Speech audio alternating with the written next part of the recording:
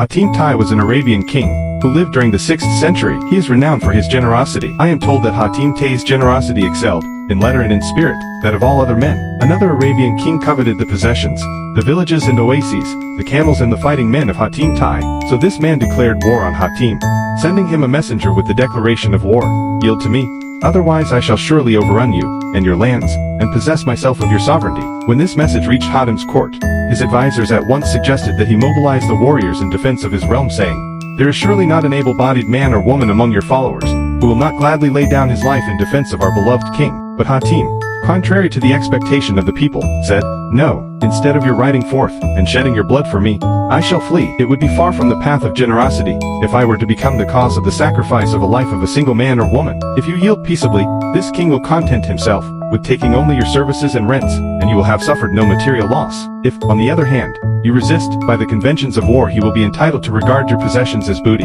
and if you lose the war you will be penniless." So saying, Hatim took only a stout staff, and went into the nearby mountains, where he found a cave and sank himself in contemplation. Half the people were deeply affected by the sacrifice of his wealth and position by Hatim Tai on their behalf, but others, especially those who sought to make a name for themselves on the field of valor, muttered, "How do we know that this man is not a simple coward?" And others, who had little courage, muttered against him, saying, "He has, in a sense, saved himself, for he has abandoned us to a fate which is unknown to us. Perhaps we may become the slaves of this unknown king who is, after all, enough of a tyrant to declare war upon his neighbors." Others again, uncertain as to what to believe, remained silent, until they should have some means of making up their minds. And so it was that the tyrant king, accompanied by his glittering hosts, took possession of Hatim Tai's domain. He did not increase the taxes.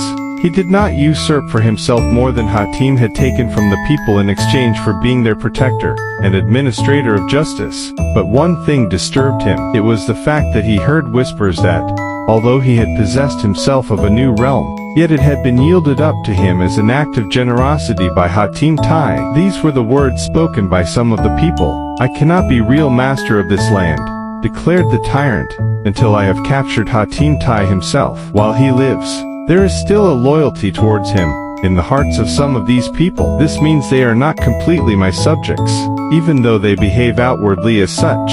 So, he published an edict that whoever should bring him Hatim Tai would be rewarded with 5,000 pieces of gold.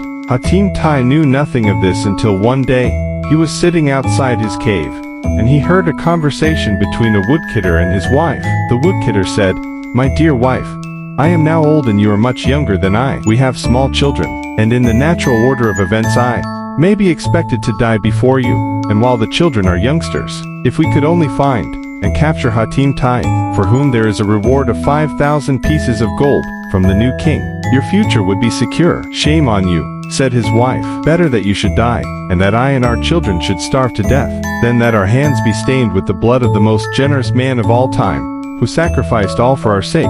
"That is all very well," said the old man, "but a man has to think of his own interests. I have, after all, responsibilities." And before they have searched every possible piece of cover for him, the belief in Hatim's cowardice is fueled by love of gold. Much more of this kind of talk and Hatim will have lived in vain. At that moment Hatim Tai stood up and revealed himself to the astonished pair. "I am Hatim Tai," he said.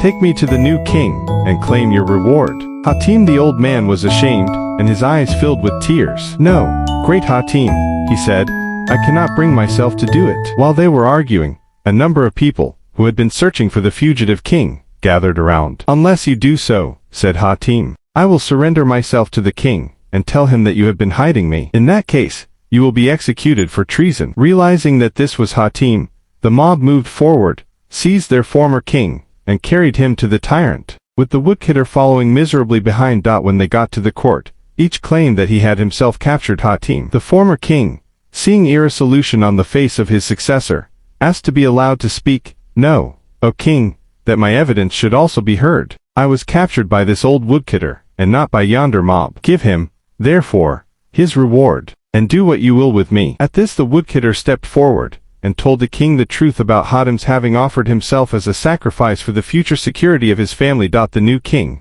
was so overwhelmed by this story that he ordered his army to withdraw, placed Hatim Tai back on his throne, and retired to his own country. Hatim Tai's tomb can be found near the city of Hale, in Saudi Arabia. To this day, there is a proverb among the Arabs, "More generous than Hatim Arabic. I take great joy in telling you a tale of generous King Hatim Tai.